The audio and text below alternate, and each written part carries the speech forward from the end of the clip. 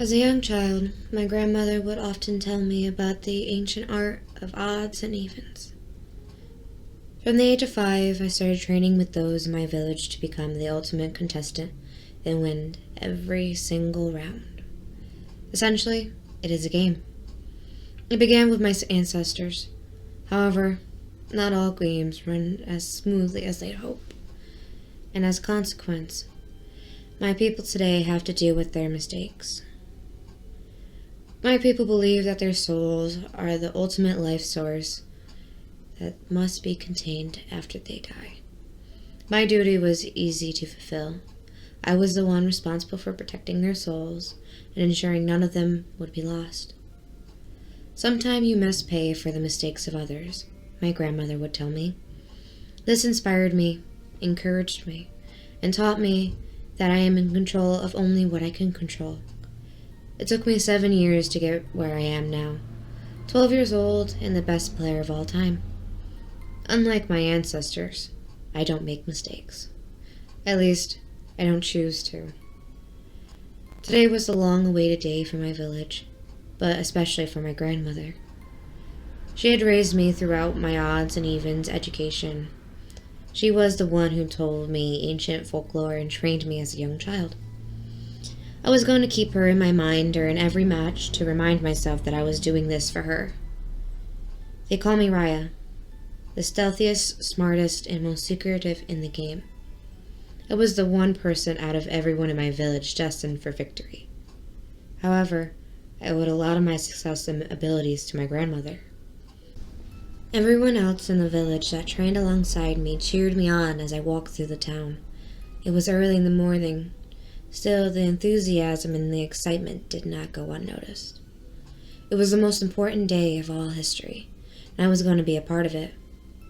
Despite my inner fears, I kept cool, calm, and collected to appease my friends and family. I didn't want anyone to smell my fear, or even sense it in the slightest. I was the best. Nothing was going to change that, not even hell itself. Odds and evens may seem self-explanatory and easy, but there is more to it than just sheer luck. It's strategy and cunning that helps you succeed. With one hand only, you get to make this decision and have the control. The only obstacle is the move the other players make. See, I was always very good at predicting the other players' movement. I had the ability to psych them using my eyes and slight turn of my lips. My grandmother taught me how to be intimidating, cautious, and devious. My brother was never quite as good as I was, though he tried. We would play every day as children when it would be something fun to pass the time.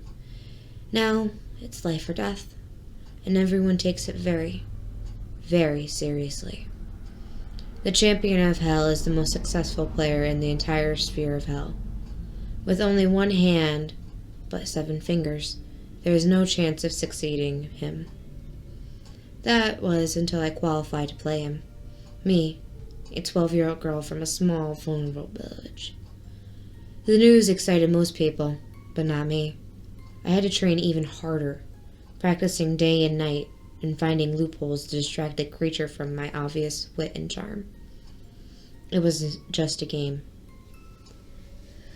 What was at stake was more valuable than any prize, the souls of everyone in my village. That saying, with great power comes great responsibility, is very much necessary in this instance. I may have been the best in my village. With 5 fingers on one hand still, I had no idea how to play against someone with supernatural abilities and extra fingers. All I knew is that I needed to win.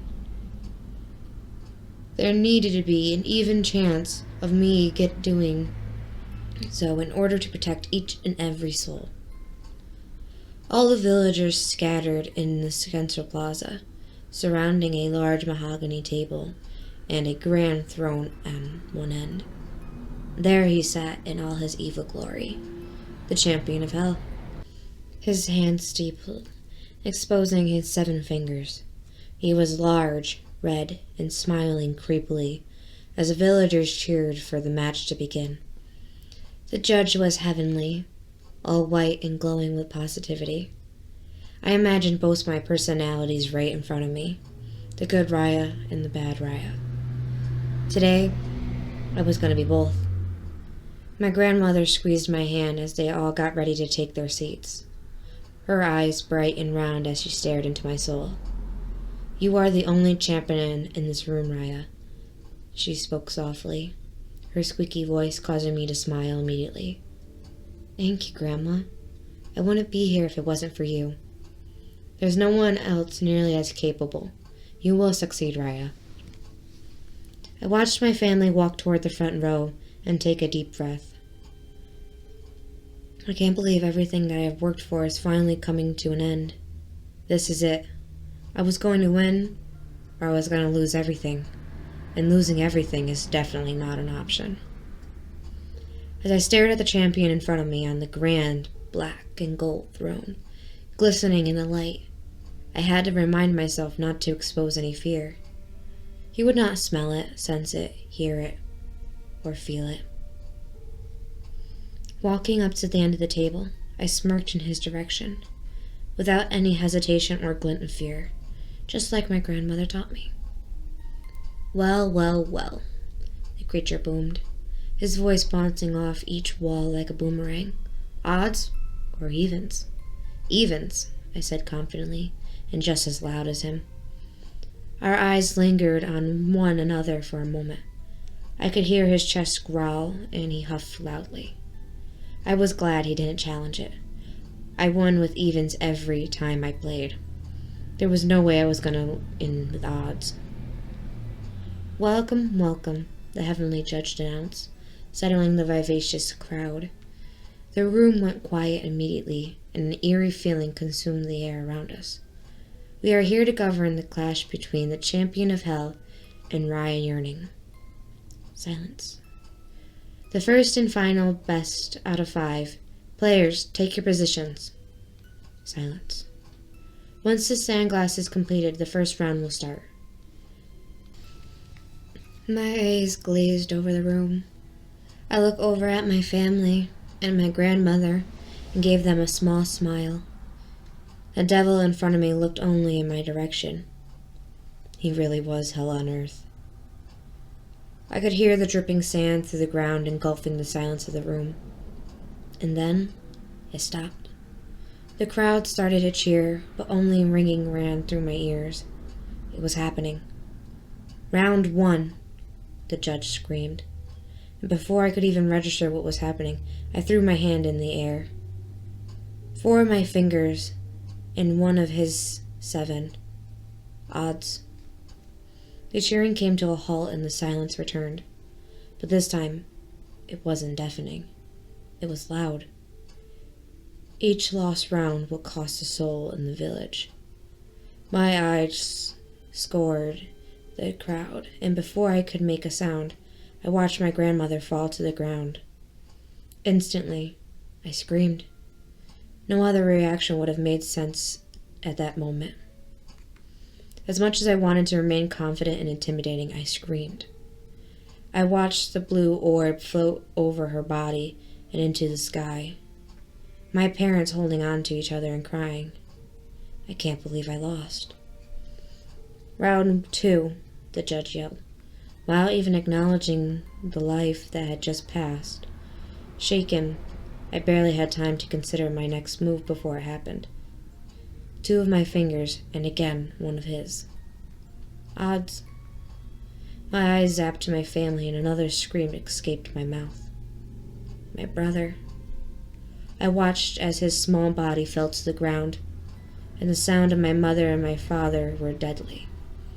I looked at the creature, smirking brightly at me. I knew his tactics were destabilizing me. I needed to concentrate. I looked at my mother, tears streaming down my face. "I love you," I whisper.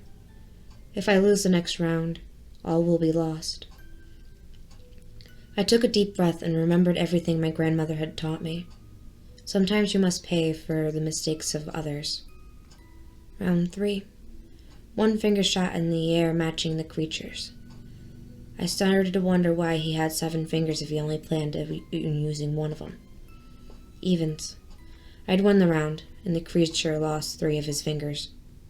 I watched in awe as the last 3 fingers of his long, silky hand disintegrated right in front of my eyes. His shocked facial expression matched that of mine when I lost my grandmother and little brother. This wasn't a game anymore. It was war. Round 4, the judge called, wasting no time in between rounds to heal or recover. 1, 2, 3. My first shot in the air. 4 of my fingers were thrown up. The creature displayed 2 fingers. Evens. Another round I had won. I watched 3 of his fingers disappeared. He screamed in pain, and the sight made me snicker happily. He only had 1 finger left. In the last round, the decisive match. There was no way I would lose this round. The creature closed one of his eyes and looked directly at me. It felt like my soul was burning on fire. Round 5. I put my hand over my chest, trying to calm myself down, but it was no use. On the count of 3, 2 of my fingers shot up. Odds? How can this be? I thought to myself as the room went silent. I went to throw 3 fingers in the air, but he distracted me and used his ability to get inside my head. When the creature stood up, his horns bright red and a big smile plastered across his face.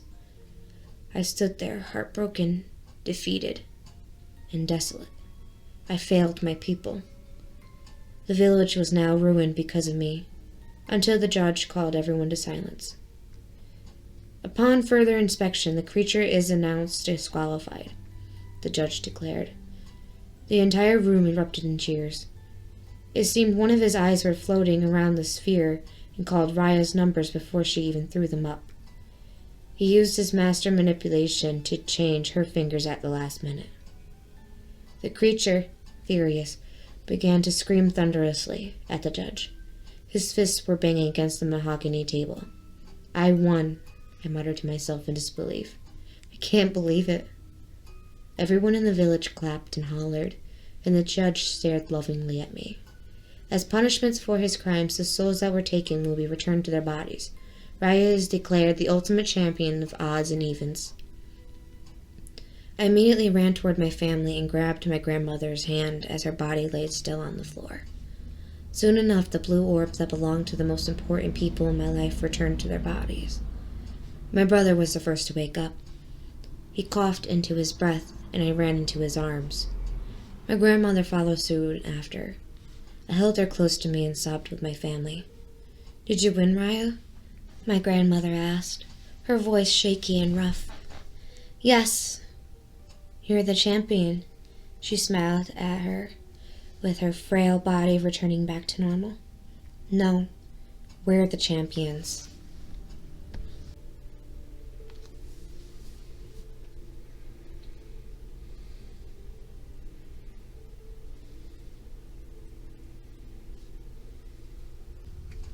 Oh, that was a really cute little story. It was nice that the souls were returned and it was a happy ending. It's a good thing that that monster tried to trick them so that way Raya got her family back, which was pretty cool. But I hope you guys enjoyed the story. I'll see you guys next time when I see you. Bye.